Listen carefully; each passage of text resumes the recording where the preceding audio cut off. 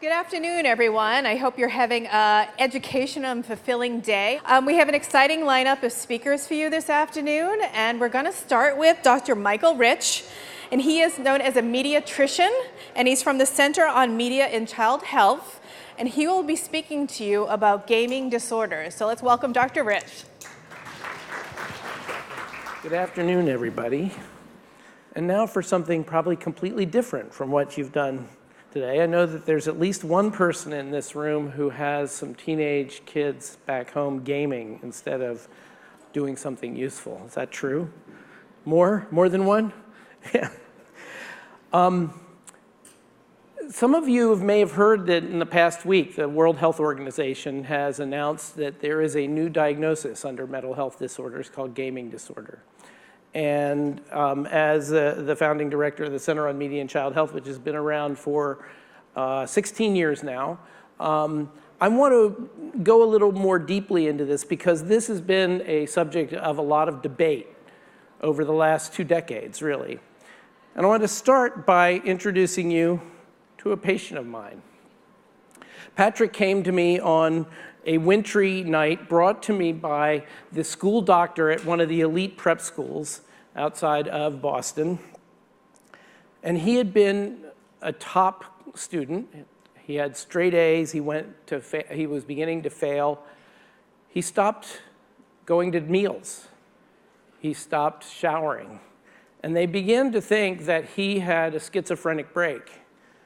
And then they found that he was gaming all night on the laptop the school gave him.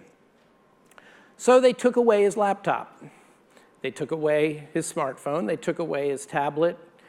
And he went to bed, woke up, broke into another student's room, stole his laptop, and gamed all night. So they brought him to me basically because this was a last-ditch effort before kicking him out of school. They had no other options to do. And a research survey that was done just last year found that 59% of parents and 50% of teens feel that they are addicted to their devices. Since the 1990s, internet addiction has been debated in the community, and there is a lot of pushback. I don't need to tell you because people say, how can you be addicted to a game? There is a big industry that does not want this to be a problem. In fact, they want it to be a problem that everyone has, or as many people as possible have. But since the 1990s, both China and Korea have had a formal diagnosis of internet addiction disorder, and they have clinics, they have hospitals, they have detox centers dedicated to this. The DSM-5, the Diagnostic and Statistical Manual of Mental Disorders, says that internet gaming disorder is requiring of further research to be a diagnosis. But the first official diagnosis now has come from the WHO. And what is this? How is this defined? It is defined as gaming that results in functional impairment and deterioration of physical, mental, and social health. Where does it start? I'm sure all of you have seen this. Look how smart my baby is. My baby can make the cow go moo on the iPad. Dirty little secret, every baby can do this. This proves how smart Steve Jobs was. 90% of infants are on mobile devices before their first birthday now. Most 2-year-olds do it daily. 70% of the time, parents use it to babysit the child so that they can do other things. 65% of the time to calm them. I've always thought Angry Birds was a great way to calm a kid down. And 29% to put the child to sleep, staring into the blue light of a screen that suppresses melatonin. By the time they are school age and teenagers, they are using a lot of media. In the first year of life, they're using an average of 55 minutes of screen time. Tweens, 6 hours a day of active media use. Teens, 9 hours a day of active media use. And when they are multitasking, as this young person is doing, they are exposed on average across the country to almost 12 hours of media. So, what is going on here? What is happening that is drawing them in here? Well, we do know that we get a little squirt of dopamine, that satisfaction, good feeling neurotransmitter, when we get a like on our social media, or better yet, 100 likes on our social media, or win a game. And this is affecting kids and teenagers more than adults, although it does affect us all. And why is that? That is because the human brain develops back to front. But basically, the back of the brain is your visual cortex. The front of the brain is your prefrontal cortex, which is where executive functions lie. Executive functions are things like impulse control, future thinking, cause and effect, what we used to call the superego or the conscience. And you know who learned it before the neuroscientists? The ones who learned that this prefrontal cortex does not completely develop until our mid to late 20s, the car rental companies. Think about it. When can you rent a car? 25. And that's because that's where the actuarial tables cross between the risk they're taking and the potential benefit from renting that car. So kids are very stimulated with their visual cortices all well developed, and they have little to no impulse control. And what we are seeing now is that the leading causes of morbidity and mortality in young people outside the birth period are now injury, homicide, and suicide. Those are the three leading causes of death. Not only that, but the lifelong morbidities, the sapping chronic conditions that develop during childhood and adolescence of anxiety, depression, obesity, substance use. All of these have been linked, have been correlated to the amount of media use young kids are doing, both because they are learning from these media, but also because of their very behavior in using these media.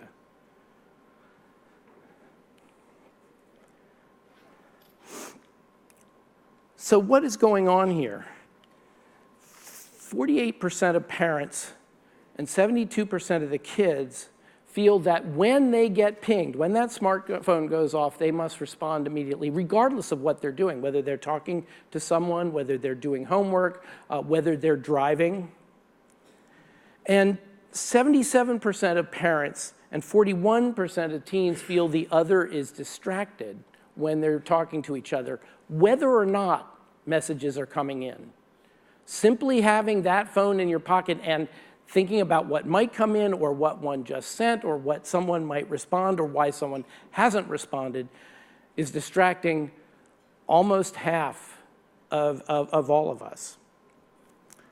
So the question I'm posing, and we're posing with our research, is this amazing connectivity that we now have actually undermining our connectedness with each other? Are these devices with which we think we are connecting with each other actually interposed between us? Are they attenuating our relationship with each other? And did we lose something when friend became a verb? So what happened with Patrick? Well, Patrick ended up with a medical leave of absence.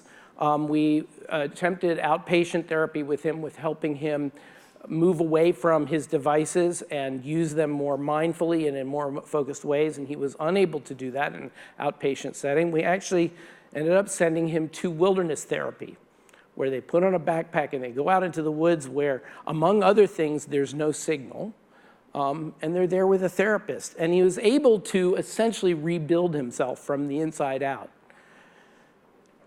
He's been able to stay in school because his parents, who lived in LA, moved to the East Coast so he could be a day student. So we negotiated him getting back into school. And he has now just finished his junior year and took all AP classes, and I'm proud to say did very well on his SATs. So this is not unfixable, but it's also not something to be ignored. Now, it's also, and here's where I differ or expand upon the WHO definition. It's not just gaming disorders. That's why my title slide said gaming disorders and other problematic interactive media use. This is Uma, who came to me because she was falling asleep in school. She was forgetting what she had learned in school. And it turns out that she was doing this all night, texting. And when she did sleep, she put the phone on vibrate on her bedside stand or under her pillow so she could get that all-important WTF at 3 in the morning and respond to it. Now, it's very interesting because you do get a dopamine hit from likes, and it's bigger than that because in Uma's case, she also had a friend who was depressed, suicidal, not telling anybody in her life except Uma, and, quote, dependent on Uma. So she felt responsible to keep this young person alive. And it was really taking her down the tubes. One of the things that we are seeing is that it is not just games that these kids are getting sucked into, it is the interactivity of these devices and of the content on them. So we're actually calling this problematic interactive media use, or PIMU, which, interestingly enough, can be written with 2 Greek letters. So the more things change, the more they stay the same. But what we are seeing now is 4 types of PIMU. We are seeing gaming, as in Patrick's case. We are seeing social media, as in Uma's case. And we are seeing pornography use, and what we're calling information binging, which is the endless videos on YouTube. We've had kids who've been crawling through the rabbit warrens of Wikipedia from hot link to hot link. And this has grown so much that we now have at Boston Children's Hospital a dedicated clinic for interactive media and internet disorders, which has the acronym of SIMAID. And we have more business than we can handle. And here's the interesting thing. We are, as an academic medical center, obviously we can't treat everybody who's struggling with this. But the approach we're taking is to use the experience we're having with these very extreme cases, really characterize the condition, and use that information to develop and evaluate treatment strategies, to train trainees, not only at Boston Children's, but really around the country and around the world in treating this, but more importantly, in recognizing it early and preventing it. And we really think that the secret to this is getting to the pediatricians who are seeing these kids from the beginning of life, because guess what? These kids are getting these devices from the beginning of life. I don't know if you guys have seen the Fisher-Price iPotty. There is a potty that allows you to toilet train your child with an iPad in front of him or her. And there are many such devices out there. But what we're hoping is to take this information and not only get it to the clinicians to recognize, prevent, and treat it, but most importantly, to get it to all of us, to get it to parents, to get it to teachers.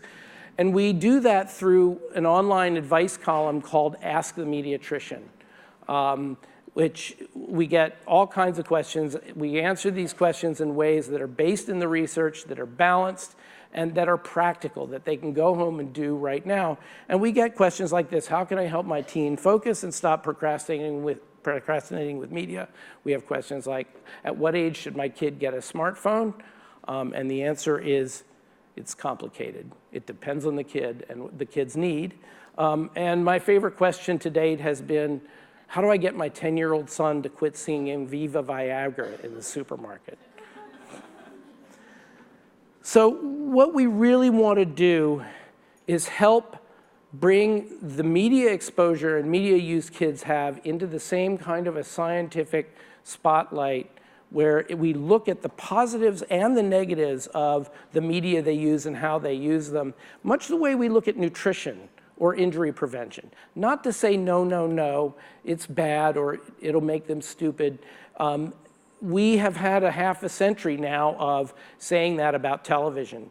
And when you have a values-based argument, everybody in the room is going to have a slightly different value set. They will argue as long as you let them, and they'll walk out with the same value set. But if you can present people with facts, with science that shows how we are changed by the media we use and how we use them, then they can make informed choices for how we feed our children's minds, because what we feed their minds is as important as what we feed their bodies.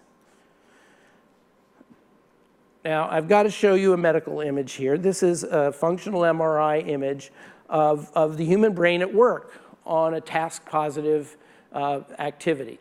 So we can now map the human brain by putting someone in an MRI machine and having them tap their fingers together and see what parts of the brain make that happen, or have them look at a color or sing a song.